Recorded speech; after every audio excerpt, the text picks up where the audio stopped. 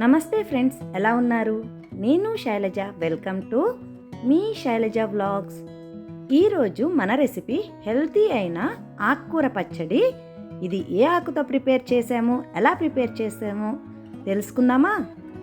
ఇప్పటి వరకు మన ఛానల్ని ఎవరైనా సబ్స్క్రైబ్ చేసుకోకపోతే వెంటనే సబ్స్క్రైబ్ చేసుకోండి. మా ఈ రెసిపీ మీకు నచ్చినట్లయితే ఒక లైక్ చేయడం మర్చిపోకండి. అలాగే మన ఫ్యామిలీ మెంబర్స్కి షేర్ చేయండి. ముందుగా ఒక పాన్ తీసుకొని 1 టేబుల్ స్పూన్ వరకు ఆయిల్ని యాడ్ చేసుకోవాలి. స్టవ్ని మీడియం ఫ్లేమ్లో ఉంచుకొని 1/2 టేబుల్ స్పూన్ ఆవాలను యాడ్ చేసుకోవాలి.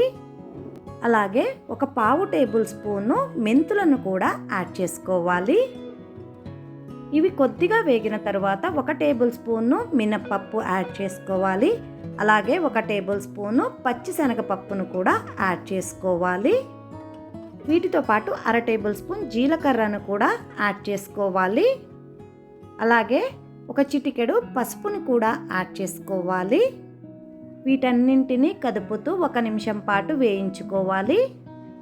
వీటిలో 10 నుంచి 15 ఎండుమిరపకాయలను యాడ్ చేసుకోవాలి. ఎండుమిరపకాయలను కూడా ఫ్రై చేసుకోవాలి. ఇవి ఎప్పటి వరకు వేయించుకోవాలి అంటే కొద్దిగా కలర్ చేంజ్ అవుతాయి, అలాగే క్రిస్పీగా కూడా అవుతాయి. అప్పటి వరకు వేయించుకోవాలి.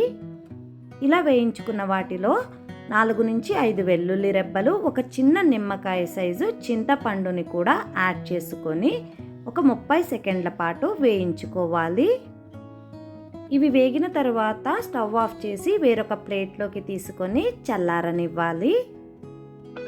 ఇప్పుడు అదే పాన్ని పొయ్యి మీద పెట్టుకొని 1/2 టేబుల్ స్పూను నూనెని యాడ్ చేసుకోవాలి.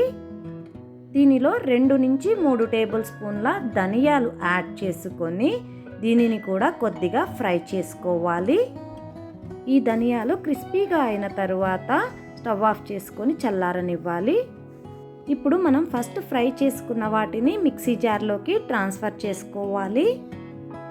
అలాగే ధనియాలను కూడా ఇదే మిక్సీ జార్లోకి యాడ్ చేసుకోవాలి. ఇప్పుడు రుచికి సరిపడా ఉప్పు యాడ్ చేసుకొని మూత పెట్టి మిక్సీ పట్టుకొని పక్కన ఉంచుకోవాలి.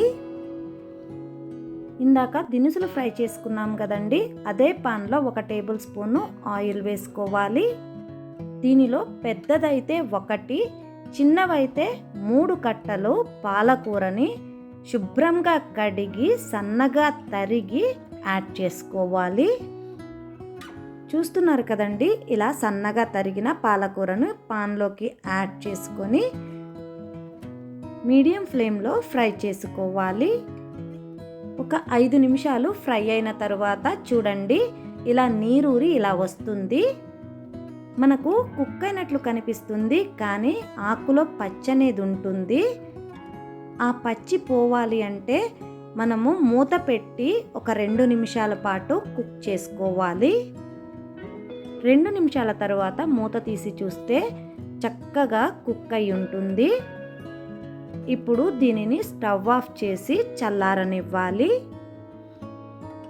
చల్లారిన పాలకూరను మనం మిక్సీ పట్టి పెట్టుకున్నాం కదండి, ఎండుమిరపకాయల కారము దీనిలోకి యాడ్ చేసుకోవాలి.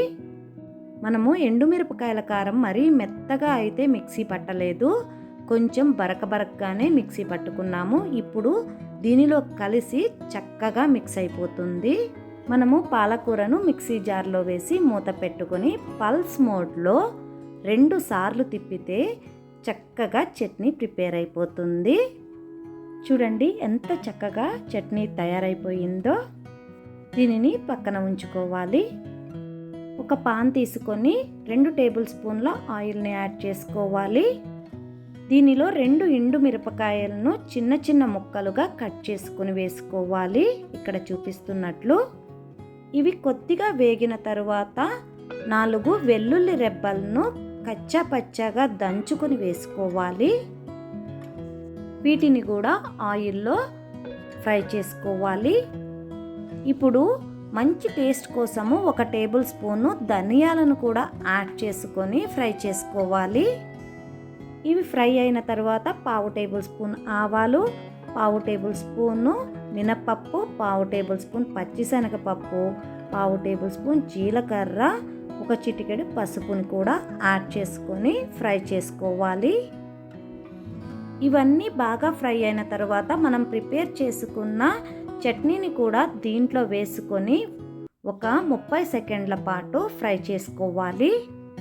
ఇలా ఫ్రై చేయడం వల్ల మీకు 10 రోజులైనా కూడా ఈ పచ్చడి అనేది పాడవకుండా ఉంటుంది.